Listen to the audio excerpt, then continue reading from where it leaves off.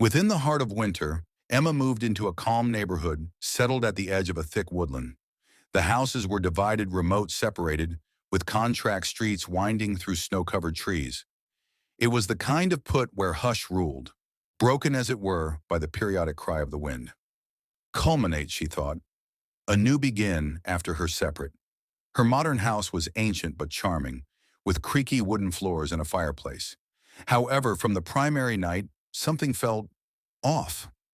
As Emma unloaded, she'd taken note unusual images carved faintly into the doorframes, nearly as on the off chance that somebody had attempted to scour them absent. Rejecting it as an unpredictable touch from a past proprietor, she carried on. That night, as she lay in bed, she listened delicate strides exterior her window. She solidified, straining her ears. Likely in creature, she told herself, but the sound continued, consider and human-like, crunching the snow. Looking through the window ornaments, she saw nothing, just the spooky gleam of the moon on the timberland. The following morning, Emma met her as it were neighbor, an elderly man named Mr. Grayson, who lived 2 houses down. His confront was pale and drawn, his eyes dashing apprehensively as he talked. "You shouldn't have come here," he murmured beneath his breath.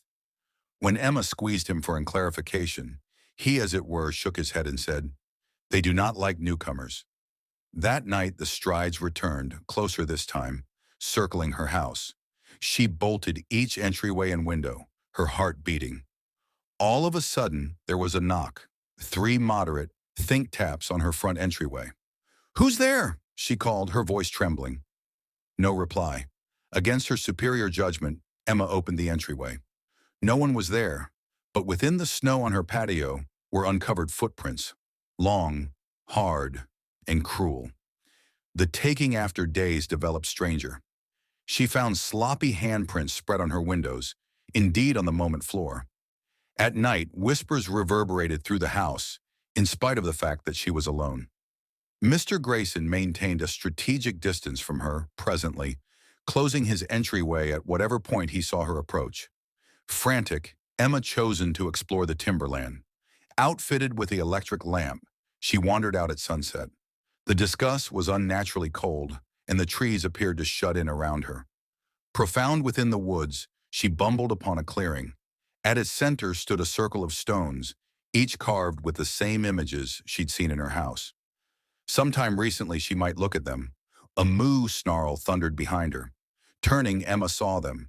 Figures with stretched appendages, empty eyes, and faces extended into odd smiles. They moved unnaturally, jerking and snapping as they progressed. Emma ran, branches clawing at her as the animals gave chase. She burst out of the timberland and into the street, collapsing before Mr. Grayson's house. He dragged her interior, shooting the entryway behind them. "They've stamped you," he whispered.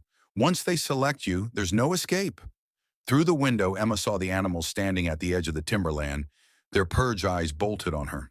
"They'll come for you tonight," Mr. Grayson said terribly. "The as it were, way to outlive is to leave now." But as Emma fled back to her house to seize her car keys, she found the front entryway wide open, the images on the door frames gleaming faintly. The discuss interior was bone-chilling. From the shadows of the living room, a voice reverberated, moo and rough. "Why take off so before long? You're one of us now." The final thing Emma saw was the entryway pummeling closed behind her. The another morning, her house stood quiet and purge. No one within the neighborhood, said Emma once more. Mr. Grayson dodged, looking at her house as he murmured to himself, "Another one gone." But late at night, in case you pass by, you might still see her shadow in the window, watching, holding up.